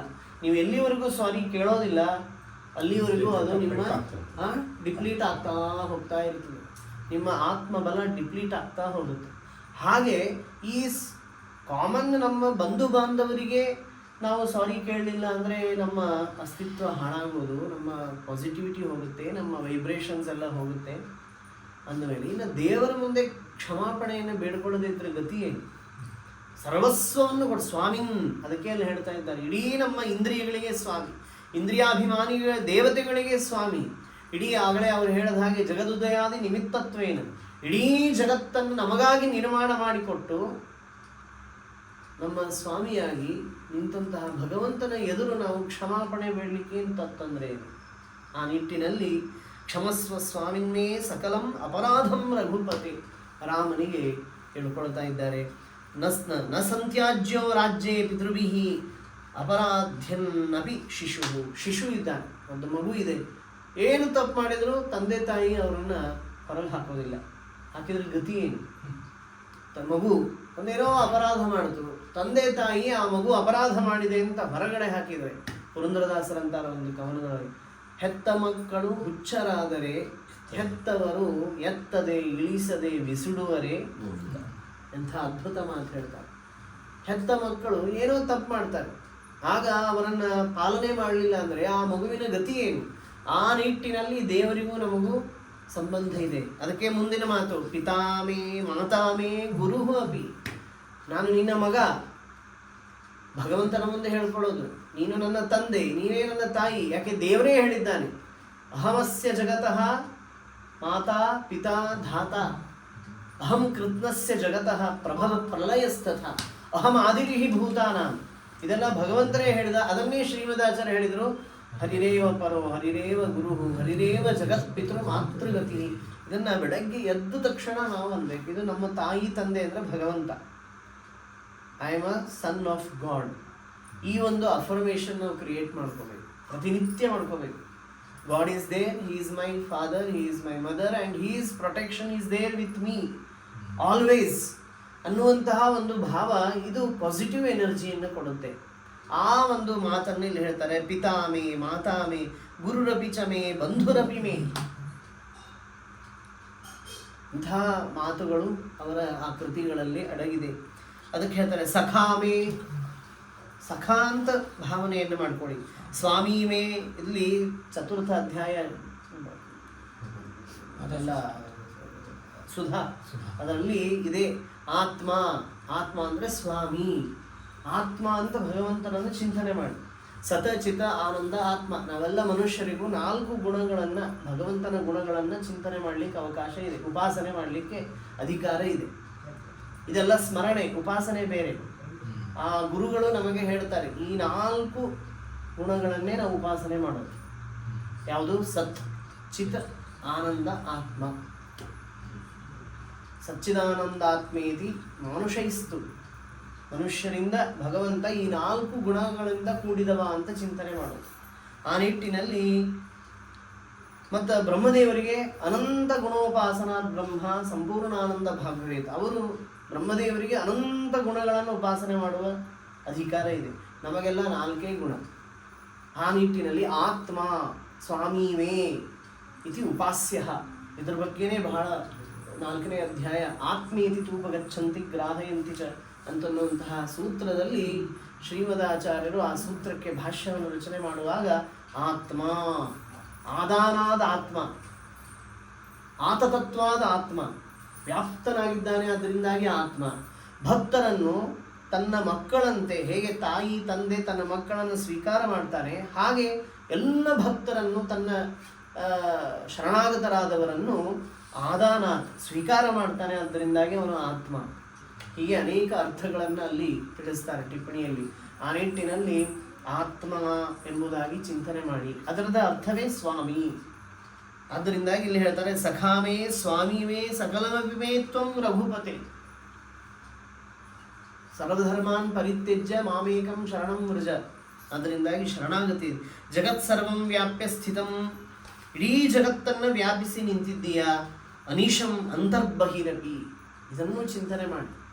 ಒಳಗಡೆ ಹೊರಗಡೆ, ಅಂತರ್ಬಹಿರಪಿ, ಇಡೀ ಬ್ರಹ್ಮಾಂಡದ ಹೊರಗಡೆಯೂ ಭಗವಂತ ಇದ್ದಾನೆ, ಅಂತಹ ಬ್ರಹ್ಮಾಂಡದ ಒಳಗಡೆಯೂ ಭಗವಂತ ಇದ್ದಾನೆ. ತತ್ ಸೃಷ್ಟ ತದೇವ ಅನುಪ್ರಾವಿಶತ್, ಇಡೀ ಜಗತ್ತನ್ನು ಸೃಷ್ಟಿ ಮಾಡಿ ತಾನು ಅಣುಕಣಗಳಲ್ಲಿ ವ್ಯಾಪಿಸಿದ್ದಾನೆ. ಇದನ್ನ ಶ್ಲೋಕವನ್ನು ಓದ್ತಾ ಹೋದರೆ ಭಾಗವತ, ಭಗವದ್ಗೀತಾ, ಆಮೇಲೆ ಸುಧಾ, ಭಾಷ್ಯ, ಸೂತ್ರ, ಆಮೇಲೆ ಇನ್ನೇನು ಬಂತು ಉಪನಿಷತ್ತು, ಎಲ್ಲ ಬರ್ತಾ ಹೋಗುತ್ತೆ. ಅದನ್ನೆಲ್ಲ ಓದಿದ್ರೆ ಮಾತ್ರ ಇದಕ್ಕೆ ಸರಿಯಾಗಿ ಅರ್ಥ ಮಾಡ್ಕೊಳ್ಳಿಕ್ಕೆ ಆಗುತ್ತೆ. ಇಲ್ಲಿ ಹೇಳ್ತಾರೆ ಈಶಾವಾಸ್ಯ ತಗೊಂಡ್ಬಂದ್ರು. ಈಶಾವಾಸ್ಯ ಉಪನಿಷತ್ತು ಏನು? ಈಶಾವಾಸ್ಯ ನಿಧಂ ಸರ್ವಂ ಯತ್ಕಿಂಚ ಜಗತ್ಯಾಂ ಜಗತ್, ಜಗತ್ ಸರ್ವಂ ವ್ಯಾಪ್ಯ ಸ್ಥಿತಂ ಅನೀಶಂ ಅಂತರ್ಬಹಿರಪಿ. ಯಾಕೆ ಶ್ರೀಮದಾಚಾರ್ಯ ಭಾಷ್ಯದಲ್ಲಿ ಏನು ಹೇಳಿದರು? ಯಾಕೆ ಭಗವಂತ ಎಲ್ಲ ಕಡೆಗೂ ಇರಬೇಕು? ಯಾಕೆ ಎಲ್ಲ ಕಡೆಗೆ ಇರಬೇಕು? ಒಂದು ಕಡೆ ಕೂಡಬೇಕು, ಆರಾಮಾಗಿ ಆಶೀರ್ವಾದ ಮಾಡ್ತಿದ್ರೆ ಸಾಕು ಅಂದರೆ ಇಲ್ಲ. ಸ್ವತಃ ಪ್ರವೃತ್ತಿ ಅಶಕ್ಯತ್ವ ಈಶಾವಾಸ್ಯ ನಿಧಂ ಜಗತ್. ಸ್ವತಃ ಪ್ರವೃತ್ತಿಯೇ ಇಲ್ಲ ಎಲ್ಲಿ ಯಾವ, ಅದಕ್ಕೆ ಅಚೇತನ ಅಚೇತನ ಅವರೆಲ್ಲ ವಿಭಾಗವನ್ನು ಯಾಕೆ ಮಾಡಿದರು? ಸ್ವತಂತ್ರವೂ ಭಗವಾನ್ ವಿಷ್ಣು. ಇಡೀ ಲಕ್ಷ್ಮೀದೇವಿಗೂ ಕೂಡ ಅಸ್ವಾತಂತ್ರ್ಯವನ್ನು ಹೇಳು. ಲಕ್ಷ್ಮೀದೇವಿಯೂ ಅಸ್ವತಂತ್ರಳೇ. ಯಾಕೆಂದರೆ ಭಗವಂತ ಇಲ್ಲ ಅಂದರೆ ಅವಳಲ್ಲಿ ಏನೂ ಕಾರ್ಯ ಆಗೋದು. ಅದನ್ನೇ ಶ್ರೀಮದಾಚಾರ್ಯ ಹೇಳಿದರು, ಶ್ರೀಹಿ ಯತ್ ಕಟಾಕ್ಷ ಬಲವತಿ ಅಜಿತಂ ನಮಾಮಿ. ಇದು ಶ್ರೀಮದಾಚಾರ್ಯ ಸಿದ್ಧಾಂತ. ಶ್ರೀಮದಾಚಾರ್ಯ ಸಿದ್ಧಾಂತ ಅದು ಅನಾದಿತಃ ಸತ್ಸಂಪ್ರದಾಯ ಪ್ರಾಪ್ತವಾದ ಶ್ರೀಮದ್ ವೈಷ್ಣವ ಸಿದ್ಧಾಂತ. ಏನೋ ಇವತ್ತು ಶ್ರೀಮದಾಚಾರ್ಯರು ಹುಟ್ಟಿ ಬಂದರು, ತಾವೇ ಒಂದು ಸ್ವಕಪೌಲ ಕಲ್ಪಿತವಾದ ತತ್ವವನ್ನು ಜಗತ್ತಿಗೆ ಪ್ರಚಾರ ಮಾಡಿದ್ರು ಅಂತಿಲ್ಲ. ಇದು ಅನಾದಿ ಇದ್ದಂತಹ ಸಿದ್ಧಾಂತ. ಇದು ಏನೋ ಮೊನ್ನೆ ಹುಟ್ಟಿತು ನಿನ್ನೆ ಹುಟ್ಟಿತು ಅಲ್ಲ. ಅದಕ್ಕೆ ಶ್ರೀಮದ್ ರಾಯರು ಅದನ್ನೇ ಹೇಳ್ತಾರೆ, ಅನಾದಿತಃ ಸತ್ಸಂಪ್ರದಾಯ ಪರಂಪರಾ ಪ್ರಾಪ್ತ ಶ್ರೀಮದ್ ವೈಷ್ಣವ ಸಿದ್ಧಾಂತ ಪ್ರತಿಷ್ಠಾಪಕಾನ. ಅವರು ಅದನ್ನು ಪ್ರತಿಷ್ಠಾಪನೆ ಮಾಡಿದರು, ಎಲ್ಲ ಕಿತ್ತು ಒಗೆದಿದ್ರು, ಮತ್ತು ಅದನ್ನು ತಂದು ಕೂಡಿಸಿದ್ರು, ಪುನಃ ಪ್ರತಿಷ್ಠಾಪನೆ ಮಾಡಿದರು. ಅಷ್ಟೇ ಹೊರತು ಶ್ರೀಮದಾಚಾರ್ಯರು ಏನೋ ತಮ್ಮದು ತಲೆಯಲ್ಲಿ ತಂದು ತಮ್ಮದೇ ಆದಂತಹ ಒಂದು ವಿಚಾರಗಳನ್ನು, ಹರಿಸರ್ವೋತ್ತಮತ್ವವನ್ನು, ಜಗತ್ತಿನ ಈ ಪಂಚಭೇದಗಳನ್ನು ಇವೆಲ್ಲ ಹೇಳಿದ್ರು ಅಂತ ಇಲ್ವೇ ಇಲ್ಲ. ನಾವು ಹಂಗೆ ತಿಳ್ಕೊಂಡ್ರೆ ಮೂರ್ಖರಾಗ್ತೇವೆ. ಅದಕ್ಕೆ ಅದನ್ನು ಈ ಈಶಾವಾಸ್ಯವಿದಂ, ಇದು ವೇದ ಹೇಳಿತು, ವೇದಗಳು ಹೇಳಿದೆ, ಅಪೌರುಷೇಯವಾದ ವೇದಗಳು ಹೇಳಿತು. ಈಶಾವಾಸ್ಯವಿದಂ ಸರ್ವಂ ಯತ್ಕಿಂಚ ಜಗತ್ಯಾಂ ಜಗತ್. ಅದನ್ನು ಇಲ್ಲಿ ತರ್ತಾರೆ. ಏನು? ಜಗತ್ ಸರ್ವಂ ವ್ಯಾಪ್ಯ ಸ್ಥಿತಂ ಅನೀಶಂ. ಅನೀಶಂ ಅಂದ್ರೆ ಏನು? ನಿರಂತರವಾಗಿ. ಮತ್ತೇನೋ 10 ವರ್ಷ ಅಷ್ಟೇ ವ್ಯಾಪ್ತಿ ಇತ್ತು ದೇವರದು, ಆಮೇಲೆ ಹೋಯಿತು. ಇವರೆಲ್ಲ 5 ವರ್ಷದ ಇದೆಲ್ಲ ಚೇಂಜ್ ಮಾಡ್ತಾರಲ್ಲ, ಆ ಥರ ಇಲ್ಲಿ ಭಗವಂತ ಸ್ವಾಮಿ ಅಲ್ಲ. ಅನಾದಿ ಕಾಲದಿಂದ ಅನಂತ ಕಾಲದವರೆಗೂ ಭಗವಂತ ಜಗತ್ತಿನ ಸ್ವಾಮಿ, ಅಂತರ್ಬಹಿರಪಿ. ಯಾಕಂದರೆ ಅವನಿಲ್ಲ ಅಂದರೆ ತೇನ ವಿನ ತೃಣಮಪಿ ನ ಚಲತಿ. ಎಲ್ಲದಕ್ಕೂ ಅವನೇ ಬೇಕು. ಸೃಷ್ಟಿ ಸ್ಥಿತಿ ಲಯ ನಿಯಮನ ಜ್ಞಾನ, ಅದನ್ನೇ ಇಲ್ಲಿ ತತ್ವಸಂಖ್ಯಾನದೊಳಗೆ ಹೇಳಿದರು. ಅದನ್ನು ಪ್ರಕೃತ ಏತಾವತ್ವಂ ಹಿ ಪ್ರತಿಷೇಧತಿ ತಥೋಬ್ರವೀತಿ ಚ ಭೂಯ ಅನ್ನುವ ಸೂತ್ರದಲ್ಲಿ ವೇದವ್ಯಾಸ ದೇವರು ಅದನ್ನು ಸಮರ್ಥನೆ ಮಾಡ್ತಾರೆ. ಸೃಷ್ಟಿಯಾದಿ ಅಷ್ಟಕರ್ತೃತ್ವ ಅದನ್ನು ಮುಂದೆ ಎಲ್ಲ ಬರ್ತದೆ, ಇಲ್ಲಿ ಬಂತು ಅಂತ ಹೇಳ್ತೀನಿ. ಜಗತ್ತಿನ ಸೃಷ್ಟಿಯನ್ನು ಭಗವಂತ ಬರೀ ಸೃಷ್ಟಿಯನ್ನು ಮಾಡಲಿ ಅಂತ ಪೂರ್ವಪಕ್ಷ. ಜಗತ್ತಿನ ಸೃಷ್ಟಿ ಮಾಡಲಿ ದೇವರು, ಸಂಹಾರವನ್ನು ಮಾಡಲಿ, ಆದರೆ ಪಾಲನೆ ಮಾಡೋದು ಬೇಡ. ಎಲ್ಲ ಕಡೆಗೆ ಇದ್ದು ಯಾಕೆ ಪಾಲನೆ ಮಾಡಬೇಕು? ಯಾಕೆ ಅವನು ವ್ಯಾಪ್ತಿ? ಅವನು ಯಾಕೆ ಒಮ್ನಿ ಪ್ರೆಸೆಂಟ್ ಅಂತ ಯಾಕೆ ಒಪ್ಪಬೇಕು? ಇದು ಪ್ರಶ್ನೆ ಇದೆ ಪೂರ್ವಪಕ್ಷ. ಇದಕ್ಕೇನು ಉತ್ತರ ಕೊಡ್ತೀನಿ ಹೇಳಿ? ದೇವರು ಸೃಷ್ಟಿ ಮಾಡಲಿ. ಈಗ ಕುಂಭಕಾರ ಕುಲಾಲ ಅವನು ಒಂದು ಘಟವನ್ನು ಮಾಡ್ತಾನೆ, ನಿರ್ಮಾಣ ಮಾಡ್ತಾನೆ. ಅದನ್ನು ಎಲ್ಲಿವರೆಗೂ ಹೊಡೆದು ಅದನ್ನು ನಾಶ ಮಾಡೋದಿಲ್ಲ, ಅಲ್ಲಿವರೆಗೂ ತನ್ನಷ್ಟಕ್ಕೆ ತಾನದಿರ್ತದೆ. ಸ್ವತಃ ಸಿದ್ಧೇಹೇ ಯುಕ್ತಿ. ಪೂರ್ವಪಕ್ಷಿಗಳ ಯುಕ್ತಿ ಏನು? ಸ್ವತಃ ಸಿದ್ಧೇಹೇ, ಸ್ವತಃ ತನ್ನಷ್ಟಕ್ಕೆ ತಾನದು ಇರ್ತದೆ. ಅದಕ್ಕೆ ಯಾಕೆ ಈ ಕೃಷ್ಣ ಇದದು ಪರಮಾತ್ಮನ ಅಸ್ತಿತ್ವ ಬೇಕು? ಅವನ ವ್ಯಾಪಕತ್ವ ಯಾಕೆ ಬೇಕು? ಅವನ ಪಾಲಕತ್ವ ಯಾಕೆ ಬೇಕು? ಸೂರ್ಯ ಅವನ ಬೆಳಕು ತಾನು ಕೊಡ್ತಾನೆ, ಅದಕ್ಕೆ ಯಾಕೆ ದೇವರು ಬೇಕು? ಇದು ಸ್ವಾಭಾವಿಕವಾದ. ಏನದು ಒಂಥರ ಏನೋ ಎಲ್ಲ ತನ್ನಷ್ಟಕ್ಕೆ ತಾನೇ ನಡೀತದೆ ಎನ್ನುವಂತಹ ಒಂದು ವಾದ ಇದೆ. ನಮಗೂ ಹಾಗೆ ಅನ್ನಿಸ್ತದೆ. ಪೂರ್ವಪಕ್ಷಿಗಳು ಹಂಗೆ ಮಾಡ್ತಾರೆ. ಸೃಷ್ಟಿ ಮಾಡಲಿ, ನಾಶನೂ ಮಾಡಲಿ, ಬೇಡ ಅನ್ನೋದಿಲ್ಲ. ಪಾಲಕತ್ವ ಬೇಡ. ಅದಕ್ಕೆ ಉತ್ತರ ಏನು ಅಂದರೆ ಸೃಷ್ಟಿಂಚ ಪಾಲನಂಚೈವ ಸಂಹಾರಂ ನಿಯಮಂ ತಥಾ ಏಕ ಏವ ಕರೋತೀಶಃ ಸರ್ವಸ್ಯ ಜಗತೋ ಹರಿಃ. ಶ್ರೀಮದಾಚಾರ್ಯ ಅದನ್ನ ಸ್ಮೃತಿಯನ್ನು ಉದಾಹರಣೆ ಮಾಡಿಕೊಟ್ರು. ಶ್ರುತಿಯನ್ನು ಉದಾಹರಣೆ ಮಾಡ್ತಾರೆ. ಉಕ್ಷಾಸ ದ್ಯಾವಾ ಪೃಥಿವೀ ಭಿವರ್ತಿ ಅಂತ ಶ್ರುತಿ ಪ್ರಮಾಣ ಕೊಡ್ತಾರೆ. ಉಕ್ಷ ಅಂದ್ರೇನು? ಭಕ್ತಾಭಿಲಷಿತ ಸೇಚಕಃ. ಬಹಳ ಮಹತ್ವದ್ದು. ಪಾಲಕತ್ವ ಅಂದ್ರೇನು? ಬಡೇ ಸೃಷ್ಟಿಯನ್ನು ಮಾಡಿ ಸುಮ್ಮನೆ ಕೂತ್ರೆ ಗತಿ ಏನು? ನಮ್ಮನ್ನೆಲ್ಲ ದೇಹ ಕೊಟ್ಟ, ಸುಮ್ಮನೆ ಕೂತ್ಬಿಟ್ಟ, ಸಂಹಾರ ಮಾಡೋದು ಬೇಕಾಗಿಲ್ಲ, ತನ್ನಷ್ಟಕ್ಕೆ ತಾನೇ ಎಲ್ಲರೂ ಸಂಹಾರ ಆಗಿ ಹೋಗ್ಬಿಡ್ತಾರೆ ಅಲ್ವಾ? ಅವ್ರಿಗೆಲ್ಲ ಇಷ್ಟನ್ನೆಲ್ಲ ಅವ್ರಿಗೆ ಕೊಡಬೇಕು, ಇರಬೇಕು, ಒಳಗಡೆ ಪ್ರೇರಣೆ ಮಾಡಬೇಕು. ಇಷ್ಟೆಲ್ಲ ಇದೆ ಪಾಲಕತ್ವ. ಒಂದು ಎಕ್ಸಾಂಪಲ್, ಅದು ಆಕ್ಸಿಜನ್, ಅದರ ಲೆವೆಲ್ ಹೆಚ್ಚು ಕಡಿಮೆ ಆದರೆ ನಾವು ಬದುಕೋದಿಲ್ಲ. ಅದನ್ನೆಲ್ಲ ಅದನ್ನು ಯಾರು ಮಾಡೋರು? ನಾವು ಮಾಡ್ಲಿಕ್ಕಾಗುತ್ತಾ? ಏನು ಈ ದೇಹ? ಅದಕ್ಕೆ ಜಗದಪಿ ತಥಾ ಅವಗಂತವ್ಯಂ. ಯಾಕೆ ಹೇಳಿದರು ತತ್ವಸಂಖ್ಯಾನದೊಳಗೆ? ಜಗದಪಿ ತಥಾ ಅವಗಂತವ್ಯಂ. ಜಗತ್ತೂ ಕೂಡ ಭಗವದ್ ಅಧೀನ ಅಂತ ತಿಳ್ಕೊಂಡು, ಜಗತ್ತು ಸತ್ಯ. ಆ ಸತ್ಯವಾದ ಜಗತ್ತನ್ನು ಈ ತರಹ ನಿರ್ಮಾಣ ಮಾಡಿದ್ದಾರೆ ನಮಗಾಗಿ. ಸರ್ವಂ ಅಚೇತನಂ ಚೇತನಾರ್ಥಂ. ಎಲ್ಲ ಅಚೇತನವು ನಮಗಾಗಿ. ಆದರೆ ಆ ಅಚೇತನಗಳಿಗೆ ಶಕ್ತಿಯೇ ಇಲ್ಲ. ಸೂರ್ಯ ಇದ್ದಾನೆ, ಭಗವಂತ ಇಲ್ಲ ಅಂದರೆ ನಮಗೆ ಸೂರ್ಯನ ಬೆಳಕೇ ಇಲ್ಲ, ನಾವು ಬದುಕುವುದೂ ಇಲ್ಲ. ಹೋಗ್ಲೆಪ್ಪ, ಹಾಗಾದ್ರೆ 24 ತಾಸು ಸೂರ್ಯ ಉರಿದಿದ್ದ ಅಂದರೆ ನಾವು ಬದುಕುವುದಿಲ್ಲ. ಇದಕ್ಕೆಲ್ಲ ಯಾರು ನಿಯಾಮಕರು? ತಮ್ಮಷ್ಟಕ್ಕೆ ತಾನೇ ಸೂರ್ಯ ಉರಿತಿ 24 ತಾಸು ಉರಿಲಿ. ಗತಿ ಏನು? ಇವಾಗಲೇ ಇಷ್ಟು ಇದು ಇದೆ, 12 ಗಂಟೆನೇ ಉರಿದ ಅಂದರೆ ನಾವು ಉರಿತಾ ಇದ್ದೇವೆ. ಭಸ್ಮ ಆಗಿ ಹೋಗುವ ಪ್ರಸಂಗ. ಅದಕ್ಕೆ ಸಾಚ ಪ್ರಶಾಸನ. ಅದಕ್ಕೆ ಹೇಳ್ತಾರೆ 4 ಶಕ್ತಿಗಳು ಸೂರ್ಯನಿಗೆ ಕೊಟ್ಟಿದ್ದಾನೆ ಭಗವಂತ. ಏನು ಶಕ್ತಿ ಅದು? ತಾಪನೀ ಪಾಚನೀ ಚೈವ ಶೋಷಣೀ ಚ ಪ್ರಕಾಶಿನಿ ನೈವ ಶಕ್ತಿ ರವೇರಾಜನ್ ಶಕ್ತಿರ್ನಾರಾಯಣಸ್ಯ ಸ. ಶ್ರೀಮದಾಚಾರ್ಯ ಹೇಳ್ತಾರೆ ಏನಂದರೆ ತಾಪನೀ ಪಾಚಿನೀ ಚೈವ. ತಾಪ ಕೊಡೋದು, ಇದು ಇಷ್ಟು ತಾಪ ಆಗ್ತಾ ಇದೆ, ತಾಪಕತ್ವ. ಆಮೇಲೆ ಪಾಚಕತ್ವ. ಎಲ್ಲ ಈ ಕಾಯಿ ಹಣ್ಣಾಗೋದು ಸೂರ್ಯನ ಬೆಳಕಿನಿಂದ. ಪ್ರತಿಯೊಂದು ಪಕ್ವ ಆಗೋದು. ಅಕ್ಕಿ ಅದು ರಸದಲ್ಲಿ ಇರ್ತದೆ ಒಳಗಡೆ, ಭತ್ತದ ಒಳಗಡೆ. ಅದು ಪಕ್ವವಾಗಿ ಅಕ್ಕಿಯ ರೂಪದಲ್ಲಿ ಬರಬೇಕಾದ್ರೆ ಸೂರ್ಯನ ಬೆಳಕು ಬೇಕು. ಅದಲ್ಲ ತಾಪನೀ ಪಾಚಿನೀಚೆ ಶೋಷಿಣಿ. ಎಲ್ಲ ಒಣಗಬೇಕು, ಒಣಗುವ ಶಕ್ತಿ ಶೋಷಣ. ಇನ್ನೊಂದು ಪ್ರಕಾಶಿನಿ, ಬೆಳಕು. ಏನು ಅದ್ಭುತವಾದ ಬೆಳಕು. ಆ ಬೆಳಕಿದೆ ಅಂತ ನಮಗೆಲ್ಲ ಕಾಣಿಸ್ತದೆ ಎಲ್ಲ. ಅದು ಆ ನಿಟ್ಟಿನಲ್ಲಿ ನೈವ ಶಕ್ತಿ ರವೇರಾಜನ್ ಶಕ್ತಿರ್ನಾರಾಯಣಸ್ಯ ಸ. ಆ ನಿಟ್ಟಿನಲ್ಲಿ ಜಗತ್ ಸರ್ವಂ ವ್ಯಾಪ್ಯ ಸ್ಥಿತಂ ಅನಿಶಂ ಅಂತರ್ಬಹಿರಪಿ. ಇದನ್ನು ಅಷ್ಟು ಅನುಸಂಧಾನ ಮಾಡಿಕೊಂಡು ಕಾಶಿ ಆಚಾರ್ಯರು ಭಗವಂತನನ್ನು ಸ್ತೋತ್ರ ಮಾಡಿದ್ದಾರೆ. ಎಷ್ಟು ಅದ್ಭುತ ಇದು. ಇದನ್ನೆಲ್ಲ ತಿಳ್ಕೊಂಡಾಗ ಶಾಸ್ತ್ರಗಳನ್ನು ತಿಳ್ಕೊಳ್ಬೇಕು. ಮೊದಲು ಸೂತ್ರ ಏನು ಹೇಳುತ್ತೆ, ಜಗತ್ತಿನ ಪಾಲಕತ್ವ ಅಂದ್ರೆ ಏನು, ವ್ಯಾಪ್ತಿ ಅಂದ್ರೆ ಏನು ಭಗವಂತನದು. ಇದನ್ನೆಲ್ಲ ಶಾಸ್ತ್ರಗಳಲ್ಲಿ, ಸುಧಾ ಮೊದಲಾದ ಗ್ರಂಥಗಳಲ್ಲಿ ಅದನ್ನು ಶ್ರೀಮದಾಚಾರ್ಯರು ಅನುವ್ಯಾಖ್ಯಾನದ ಮೂಲಕ, ಸೂತ್ರ ಭಾಷ್ಯಗಳ ಮೂಲಕ ಅದನ್ನು ಸ್ಪಷ್ಟಪಡಿಸಿದ್ದಾರೆ. ಅದನ್ನು ಅರ್ಥ ಮಾಡಿಕೊಂಡಾಗ ಅವರ ಆ ಮನೋಭಾವ ಎಷ್ಟು ಸ್ಫುಟವಾಗಿದೆ. ಜಗತ್ ಸರ್ವಂ ವ್ಯಾಪ್ಯ ಸ್ಥಿತಂ ಅನಿಶಂ ಅಂತರ್ಬಹಿರಪಿ ಅಂತಂತ ಭಗವಂತನನ್ನು ಸ್ತೋತ್ರ ಮಾಡ್ತಾ ಇದ್ದಾರೆ ರಾಮಸ್ತವ ರತ್ನಾವಲಿಯೊಳಗೆ. ಮುಂದೆ ಹೇಳ್ತಾರೆ ಅಪಿ ಸ್ಥೂಲಃ ಸ್ಥೂಲೇಶು. ಸ್ಥೂಲಕ್ಕೂ ಸ್ಥೂಲನಾಗಿದ್ದೀಯ, ಮಹದಾದಿ ತತ್ವಗಳನ್ನು ವ್ಯಾಪಿಸಿ ನಿಂತಿದ್ದೀಯಾ. ಅದಕ್ಕಿಂತಲೂ ಅವ್ಯಾಕೃತ ಆಕಾಶ, ಇಡೀ ಜಗತ್ತಿನ ದೊಡ್ಡ ಪದಾರ್ಥ, ಅದಕ್ಕೂ ದೊಡ್ಡತನವನ್ನು ಕೊಟ್ಟಿದ್ದೀಯಾ, ಅದಕ್ಕಿಂತಲೂ ಮಿಗಿಲಾಗಿದ್ದೀಯಾ. ಅಣೂರಪಿ ಅಣೀಯಾನ್ ಅನ್ನುವಂತಹ ಮಾತನ್ನಲ್ಲಿ ಹೇಳ್ತಾರೆ. ಅಣುಷು ಭೂತ್ವಾ ವಿಹರತಃ.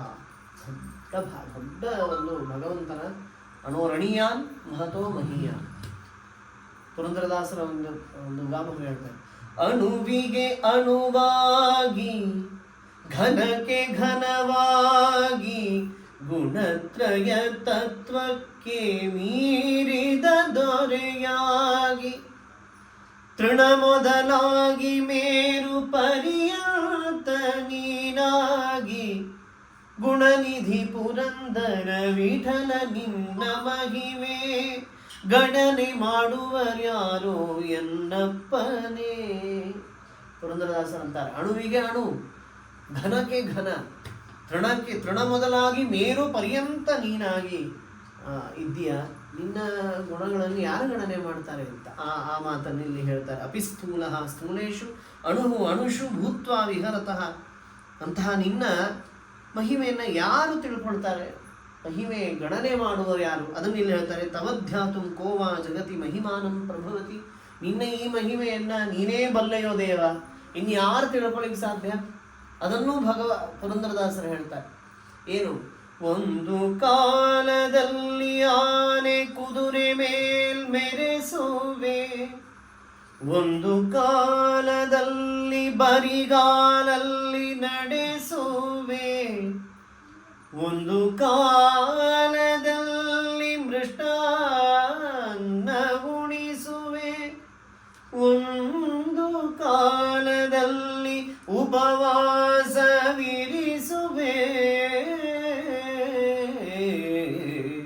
ನಿನ್ನ ಮಹಿಮೆಯ ನೀನೇ ಬಲ್ಲೆಯೋ ದೇವ.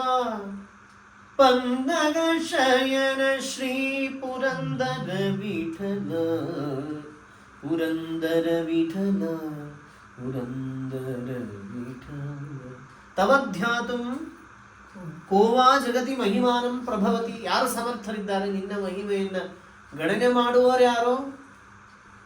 ಲಕ್ಷ್ಮೀದೇವಿಗೆ ಇನ್ನೂ ಗಣನೆ ಮಾಡ್ಲಿಕ್ಕಾಗಿಲ್ಲ. ಇದು ಬಹಳ ಮಹತ್ವದ್ದು. ಏನು? ರಮಾಪಿ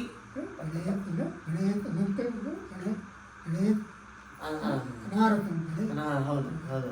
ಪದಾಂಗುಲೀಲ ನಖಧೂರಾಜನಂತ ಸದ್ಗುಣ ನ ರಮಾಪಿ ಗಣಯತಿ ಅಂತ ಆ ನಿಟ್ಟಿನಲ್ಲಿ ಹೌದು ಹೌದು. ಅಂದ್ರೆ ಲಕ್ಷ್ಮೀದೇವಿಯು ಕೂಡ ಅಸ್ವತಂತ್ರಳು ಅನ್ನೋದಕ್ಕೆ, ಲಕ್ಷ್ಮೀದೇವಿ ದೇವರಿಗಿಂತ ಅನಂತ ಪಟ್ಟು ಕಡಿಮೆಯವಳು. ಲಕ್ಷ್ಮೀದೇವಿಗೂ ಎಡಕೆ ಮಾಡ್ಲಿಕ್ಕೆ ಆಗೋದಿಲ್ಲ ನಿನ್ನ ಮಹಿಮೆಯನ್ನ ಅಂತ ಹೇಳ್ತಾ ಇದ್ದಾರೆ. ಈ ಮಾತು ಈ ಸಂದರ್ಭದಲ್ಲಿ ಶ್ರೀಮದಾಚಾರ್ಯರು ಒಂದು ಭಾಷ್ಯದೊಳಗೆ, ಗೀತಾ ಭಾಷ್ಯದೊಳಗೆ ಒಂದು ಮಹತ್ವದ ಪ್ರಮಾಣ. ನಾವೆಲ್ಲ ಅದನ್ನು ಬಾಯ್ಹಾಟ್ ಮಾಡಬೇಕು. ನಿಜವಾಗಿ ನಾವೆಲ್ಲ ವಿಷ್ಣು ಸರ್ವೋತ್ತಮತ್ವವನ್ನು ತಿಳಿಯೋರು. ಇದನ್ನು ಬಾಯ್ಹಾಟ್ ಮಾಡಬೇಕು, ಎಲ್ರಿಗೂ ಬಾಯ್ಹಾಟ್ ಮಾಡಬೇಕು. ನಮ್ಮ ಆಚಾರ್ಯರು ಹೇಳೋರು ಬಾಯ್ಹಾಟ್ ಮಾಡಿದರೆ ಇವತ್ತು ಊಟಕ್ಕೆ ಬರೋದು, ಇಲ್ಲಾಂದ್ರೆ ಇಲ್ಲ ಅಂತ. ಏನು ಅದ್ಭುತ ಒಂದು ಸಣ್ಣ ಶ್ಲೋಕ ಇದು. ಏನು? ಸತ್ಯಂ ಸತ್ಯಂ ಪುನಃ ಸತ್ಯಂ ಶಪಥೈಶ್ಚಾಪಿ ಕೋಟಿಭಿ. ಬರುತ್ತಾ ಯಾರಿಗಾದ್ರು? ವಿಷ್ಣು ಮಾಹಾತ್ಮ್ಯ ಲೇಷಸ್ಯ ವಿಭಕ್ತಸ್ಯಾಪಿ ಕೋಟಿಧ, ವಿಭಕ್ತಸ್ಯಾಪಿ ಕೋಟಿಧ ಪುನಶ್ಚಾನಂತದಾ ತಸ್ಯ ಪುನಶ್ಚಾಪಿ ಹ್ಯನಂತದ ನೈಕಾಂಶ ಸಮಮಾಹಾತ್ಮ್ಯ ಶ್ರೀ ಶೇಷ ಬ್ರಹ್ಮ ಶಂಕರಾಹ. ಎಲ್ಲ ಮತಗಳನ್ನು ನಿರಾಕರಣೆ ಮಾಡುವ ಶ್ಲೋಕ. ಶ್ರೀ ಲಕ್ಷ್ಮೀದೇವಿ, ಶಂಕರ, ಲಕ್ಷ್ಮೀದೇವಿಯೇ ಸರ್ವೋತ್ತಮ ಅಂತ ಹೇಳುವವರು ಅದು ಹೋಯಿತು. ಶಂಕರ ಪಾಶುಪತ ಮತ, ಶೈವ, ಯಾವುದೂ ಸರ್ವೋತ್ತಮ ಅಲ್ಲ. ಇನ್ನು ಬ್ರಹ್ಮದೇವರೇ ಸರ್ವೋತ್ತಮ ಅಂತ ಹೇಳುವಂತಹ ಮತದವರಿದ್ದಾರೆ. ಇನ್ನು ಶಂಕರ, ಶ್ರೀಶೇಷ ಬ್ರಹ್ಮಶಂಕರ ಇತ್ಯಾದಿ ಆದವರಿದ್ದಾರೆ.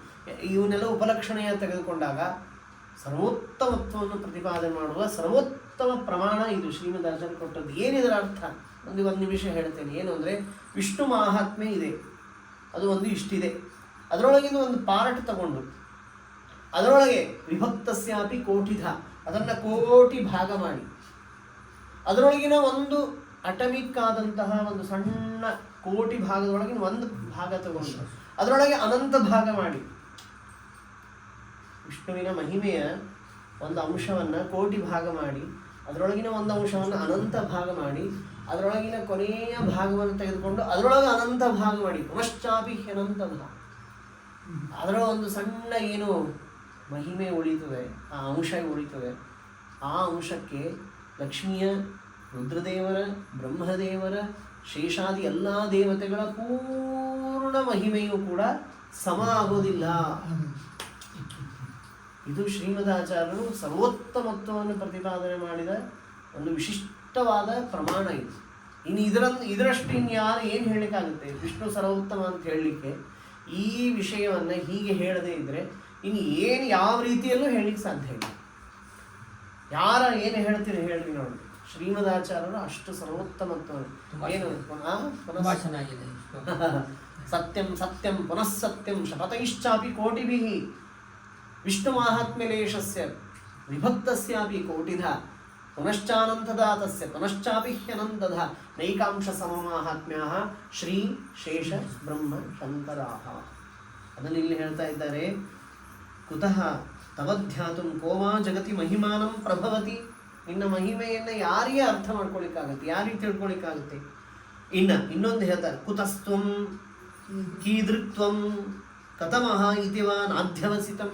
ದೇವರ ಬಗ್ಗೆ ನಮ್ಗೆ ಏನು ನ ಅಧ್ಯವಸಿತಂ, ಅಧ್ಯವಸಾಯ ಅಂದ್ರೆ ನಿಶ್ಚಯ. ಇದಮಿತ್ತಂ ಅಂತ ದೇವರ ಬಗ್ಗೆ ಇಷ್ಟು ತಿಳ್ಕೊಂಡ್ರೆ ಮುಗಿತು ಅಂತ ಯಾರಿಗೆ ಹೇಳಿಕಾಗುತ್ತೆ? ಅದನ್ನೇ ಎಲ್ಲ ಹೇಳ್ತಾರೆ. ಇದು ಪರಮಾಚ್ಛಾದಿಕ. ಒಂಥರ ದೇವರನ್ನು ನಮಗೆ ಏನು ಅಂತ ತಿಳಿಸದೇ ಇರುವಂತಹ ನಮ್ಮ ಯೋಗ್ಯತೆಗೆ ತಕ್ಕ ಹಾಗೆ, ನಮ್ಮ ಯೋಗ್ಯತೆಗೆ ತಕ್ಕ ಹಾಗೆ ದೇವರು ತಿಳಿಬೇಕು. ಆದರೆ ಅದನ್ನು ತಿಳಿಯದೇ ಇದ್ದ ಹಾಗೆ ಮಾಡಿದಂತಹ ಒಂದು ಕವರ್ ಇದೆ ನಮಗೆ. 7 ಕವರ್ ಇದೆ ಆತ್ಮನಿಗೆ, ಜೀವನಿಗೆ. ಒಂದು ಅವಿದ್ಯ, ಕಾಮ, ಕರ್ಮ, ಇನ್ನೊಂದು ಲಿಂಗದೇಹ, ಸ್ವಗುಣಾಚ್ಛಾದಿಕ, ಪರಮಾಚ್ಛಾದಿಕ, ಕೊನೆಯದು ಈಶ್ವರೇಚ್ಛ. ಹೀಗಾಗಿ ಅದನ್ನು ಹೇಳ್ತಾ ಇದ್ದಾರೆ, ನೀನೇನಿದ್ದೀಯಾ ಅಂತ ನಮಗೆ ತಿಳಿಯಕ್ಕಾಗ್ತಾ ಇಲ್ಲ. ಲಿಂಗದೇಹ ಮೊದಲಾದವುಗಳಿಂದ ನಾವು ಕೂಡಿಬಿಟ್ಟಿದ್ದೇವೆ, ಹಾಲು ನೀರು ಕೂಡಿದ ಹಾಗೆ ಜೀವಸ್ವರೂಪ. ಅದನ್ನೇ ಹೇಳ್ತಾರೆ. ಅದರಲ್ಲಿ ಜೀವಸ್ವರೂಪದಲ್ಲಿ ಏನಿದೆ, ನಾನು ಏನಿದ್ದೀನಿ ಅನ್ನೋದು ನನಗೆ ಗೊತ್ತಾಗ್ತಾ ಇಲ್ಲ. ಕುತಃ ಕೀದೃಕ್ ಕೋಹಂ ತದಪಿ ನ ಮಯ ಸಾಧುವಿದಿತಂ. ನಮ್ಮ ಒಳಗಡೆ ಎಲ್ಲ ಇದೆ, ಆದರೆ ನ ಸಾಧುವಿದಿತಂ, ಇನ್ನೂ ಅದರದ ಪ್ರಕಟಣೆ ಆಗಿಲ್ಲ. ಇದು ಬಹಳ ಮಹತ್ವದ್ದು. ಬಲಮಾನಂದ ಓಜಶ್ಚ ಸಹೋಜ್ಞಾನ ಮನಾಕುಲಂ ಸ್ವರೂಪಾಣ್ಯೇವ ಜೀವಸ್ಯ ನ ವ್ಯಜ್ಯಂತೆ ಪರಮಾದ್ವಿಭು. ಇದನ್ನು ನಾವು ತಿಳ್ಕೊಳ್ಬೇಕು. ಏನು, ನಮ್ಮ ಜೀವಸ್ವರೂಪ ಆತ್ಮ is nothing but it is abode of knowledge, is abode of bliss. ಎಲ್ಲ ಇದೆ. ಬಲಂ ಆನಂದ. ಬಲ ಅಂದ್ರೆ ಏನು? ಸ್ವೇಚ್ಛಾಕರಣ ಶಕ್ತಿ.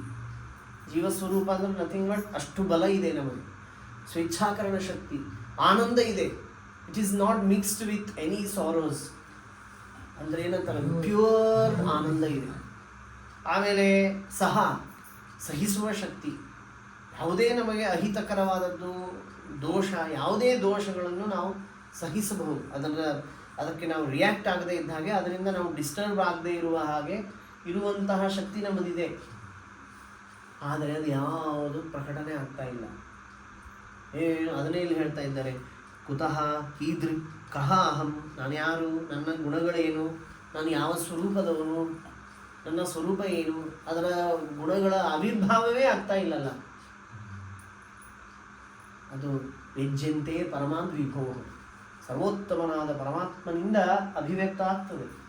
ಅದಕ್ಕಾಗಿ ಇದೆಲ್ಲ ಸಾಧನ ಸಂದರ್ಭಗಳು. ಇದೆಲ್ಲ ಸಾಧನ ಸಂದರ್ಭಗಳಲ್ಲಿ ಇರೋದೇ ನಮ್ಮ ಸ್ವರೂಪದ ಆವಿರ್ಭಾವಕ್ಕಾಗಿ. ಅದೇ ಮೋಕ್ಷ.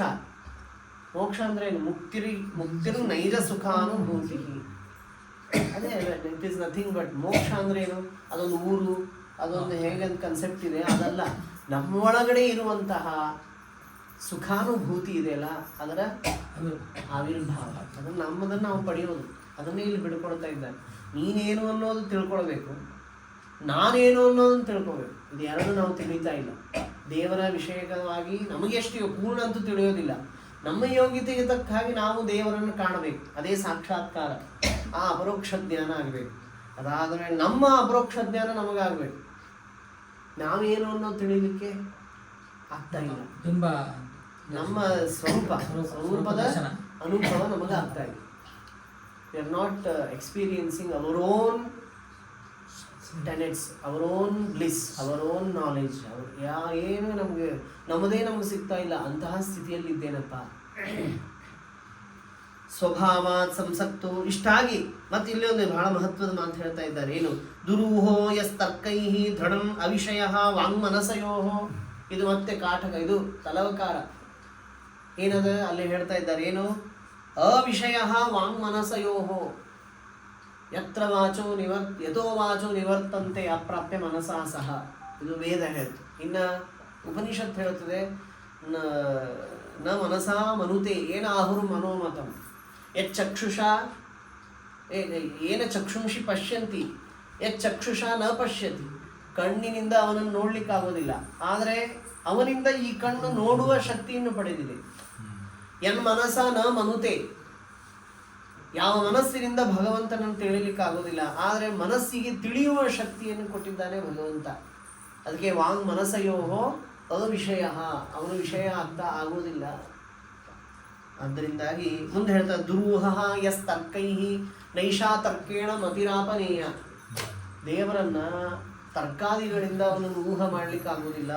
ದುರೂಹ ಯಸ್ತರ್ಕೈ ದೃಢಂ ಮತ್ತು ಅವಿಷಯ ವಾಂಗ್ಮನಸಯೋ ಇತ್ಯಾದಿಯಾಗಿ ಹೇಳ್ತಾ ಬರ್ತಾರೆ. ಏನು ಅದ್ಭುತವಾದ ಶ್ಲೋಕ ಇದೆ ನಿಜವಾಗಿಯೂ. ಎಲ್ಲ ಬಂತಿದೊಳಗೆ ಸೂತ್ರ, ವೇದಗಳು, ಉಪನಿಷತ್ತುಗಳು, ಅದಾದಮೇಲೆ ಭಾಗವತ, ಗೀತಾ ಎಲ್ಲ ಸರ್ವ ಮೂಲ ಗ್ರಂಥಗಳನ್ನು ಒಂದು ಕಡೆಗೆ ಸ್ವಯಮವ ದಯಾ ಸಿಂಧೋ ಬಂಧೋ ಭವಾಬ್ಧಿಷು ಸೀದತಾಂ ವರದ ಶರಣಂ ಭೂಯೋ ಭೂಯಸ್ತ್ವಮೇವ ನಮೇ ಪರಃ ಮೋಹಾವರ್ತ ಭಯಾನಕೆ ಪರಧನಾಸಕ್ತ ಕಾಮಿನಿ ಕರ್ದಮೆ. ಎಷ್ಟು ಅದ್ಭುತವಾಗಿ ಹೇಳ್ತಾರೆ. ಎಂತೆಂಥ ಕೆಸರಿನೊಳಗೆ ಸಿಕ್ಕಾಕೊಂಡಿದ್ದೇನೆ ನಾನು. ಲೋಭ ಕ್ರೋಧ ತಿಮಿಂಗಿಲೇಚ, ಇಂಥ ಈ ಒಂದು ಅರ್ಣವ, ಸಂಸಾರ ಅರ್ಣವದೊಳಗೆ ಕೆಸರಿದೆ. ಕೆಳಗಡೆ ನದಿಯೊಳಗೆ ಕೆಸರಿರ್ತದೆ. ಅಷ್ಟಲ್ಲದೆ ಸಿಕ್ಕಾಕೊಂಡಿದ್ದೇವೆ. ಅಷ್ಟಲ್ಲದೆ ತಿಮಿಂಗಿಲಗಳು, ಮೊಸಳೆಗಳು ಎಲ್ಲ ಬಂದು ಕಡಿತಾ ಇವೆ. ಅವ್ಯಾವು? ಲೋಭ, ಕ್ರೋಧ ಮೊದಲಾದ ತಿಮಿಂಗಿಲಗಳು. ವಿವಿಧ ಕ್ಲೇಶೋರ್ಮಿ ಮಹಾಕುಲೆ, ಕ್ಲೇಶಗಳೆಂಬ ತೆರೆಗಳಿಂದ ಕೂಡಿದಂತಹ ಸಮುದ್ರ. ಈ ಸಂಸಾರದ ಚಿತ್ರಣವನ್ನು ಪ್ರಾಯ ಸುಧಾದಲ್ಲಿ ಶ್ರೀಮದ ಟೀಕಾಕೃತ್ಪಾದರು ಮಾಡ್ತಾರೆ. ಏನು? ಕುಪಿತಾಹಿ ಪಣಚ್ಛಾಯ ಸಮೀತ್ಕೃತ್ಯ ಪರಂ ಸುಖಂ.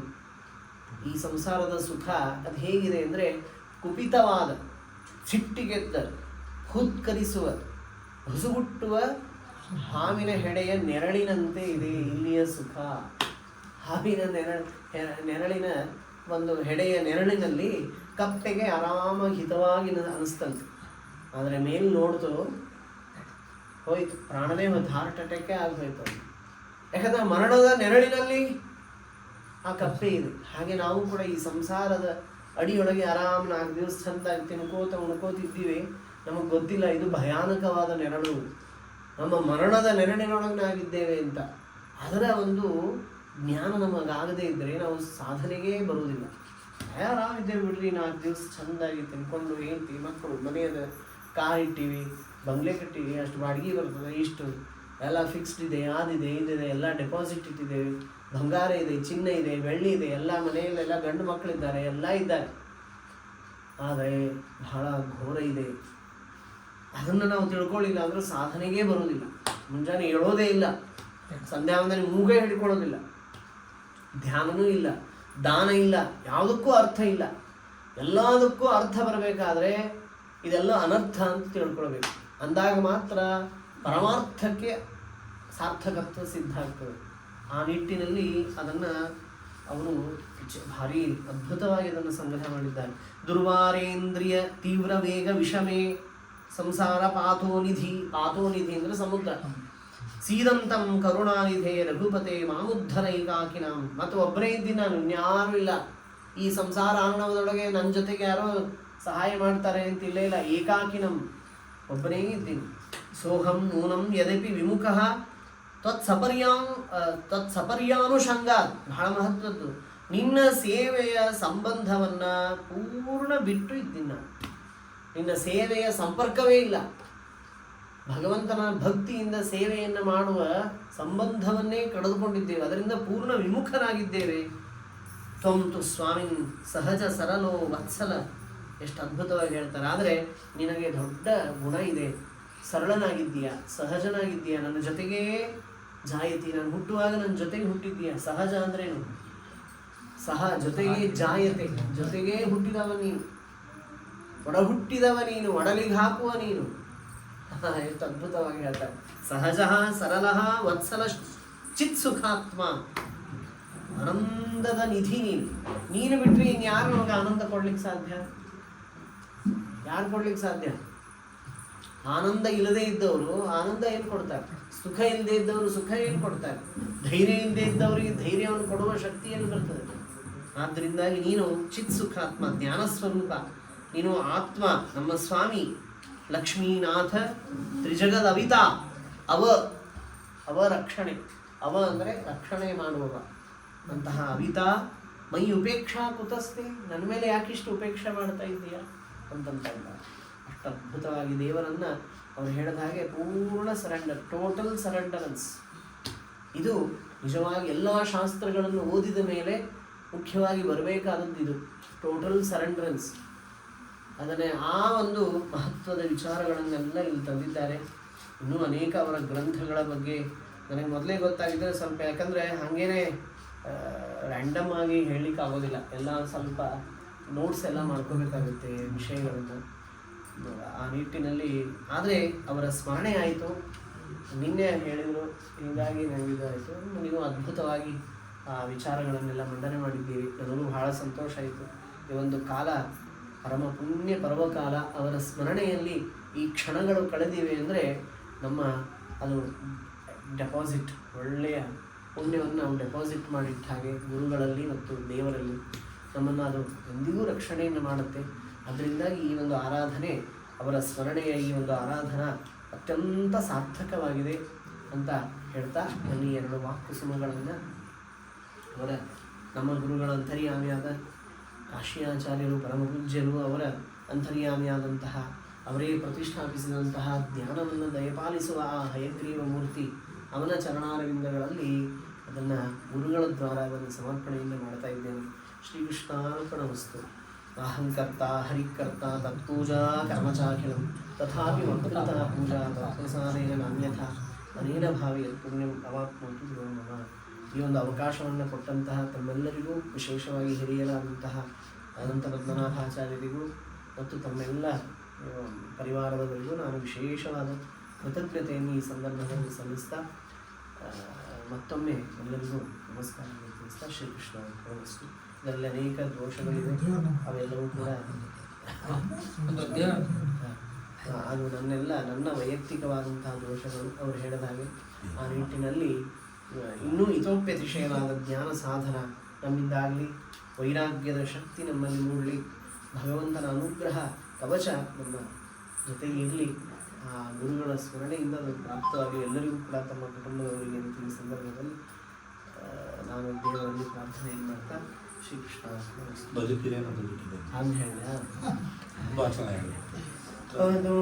ಪದುಮನಾಭನ ಪಾದದೊಲು ಮೇಯನಗಾಯಿತು ಬದುಕಿದೆನು ಭವಯನಗೆ ಹಿಂಗಿತು. ಪದುಮನಾಭನ ಪಾದದೊಲು ಮೇಯನಗಾಯಿತು ಬದುಕಿದೆನು. ಹರಿತೀರ್ಥ ಪ್ರಸಾದ ಜಿಹ್ವೆಗೆ ದೊರಕಿತು, ಹರಿಯ ನಾಮಾಮೃತವು ಕಿವಿ ಒದಗಿತು. ಹರಿಯ ದಾಸರು ಎನ್ನ ಬಂಧುಗಳಾದರು, ಹರಿಯ ಶ್ರೀ ಮುದ್ರೆ ಎನಗಾಭರಣವಾಯಿತು. ಬದುಕಿದೆನು ಭವಯನಗೆ ಹಿಂಗಿತು. ಮುಕ್ತರಾದರು ಎನ್ನ 3 ಕುಲದವರು, ಮುಕ್ತಿ ಮಾರ್ಗಕ್ಕೆ ಯೋಗ್ಯ ನಾನಾದೆನೋ. ಕಳಂಕ ಶ್ರೀಹರಿಯ ಭಕ್ತಿಗೆ ಮನ ಬೆಳೆದು, ರುಕ್ಮಿಣಿ ಅರಸ ಕೈವಶನಾದ ನಿನಗೆ. ಬದುಕಿದೆನು ಭವಯನಗೆ ಹಿಂಗಿತು. ಇಂದೆನ್ನ ಜೀವಕ್ಕೆ ಸಕಲ ಸಂಪದವಾಯಿತು, ಮುಂದೆನ್ನ ಜನ್ಮ ಸಾಫಲ್ಯವಾಯಿತು. ತಂದೆ ಸಿರಿಕಾಗಿ ನೆಲೆ ಆದಿಕೇಶವರಾಯ, ತಂದೆ ಸಿರಿಕಾಗಿ ನೆಲೆ ಆದಿಕೇಶವರಾಯ.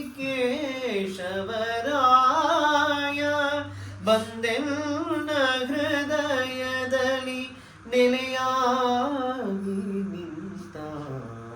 ಬದುಕಿದೆನು ಭವಯನಗೆ ಹಿಂಗಿತು.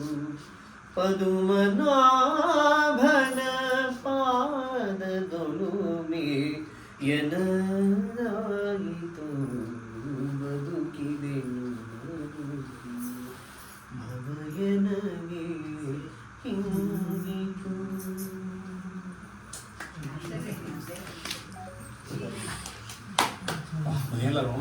ತೊರೆದು ಜೀವಿಸಬಹುದೇ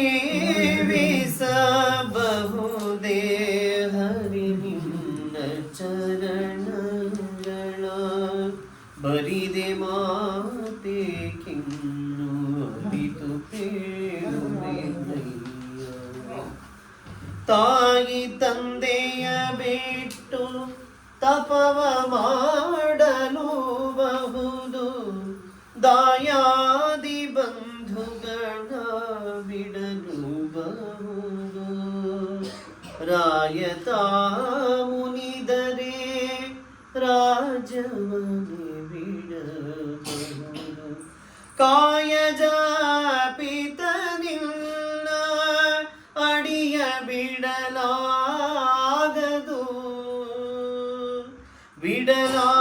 ಬಿಡಲಾಗದು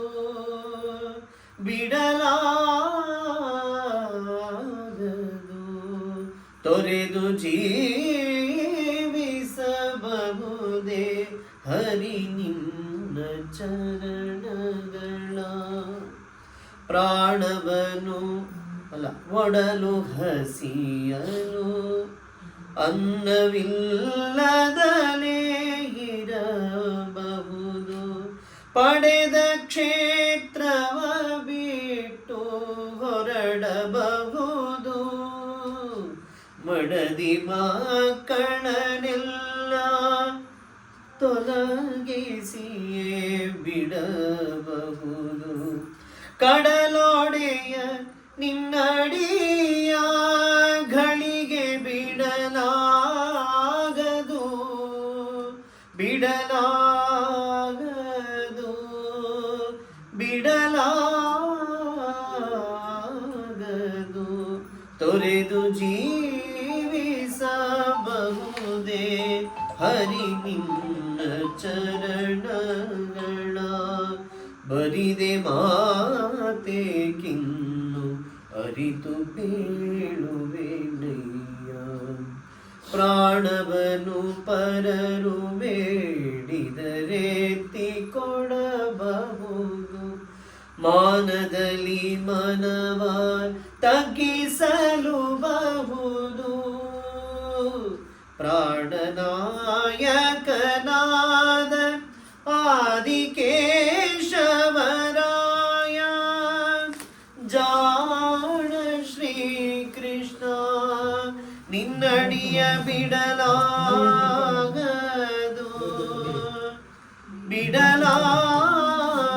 ಬಿಡಲಾಗದು ತೊರೆದು ಜೀವಿಸಬಹುದೇ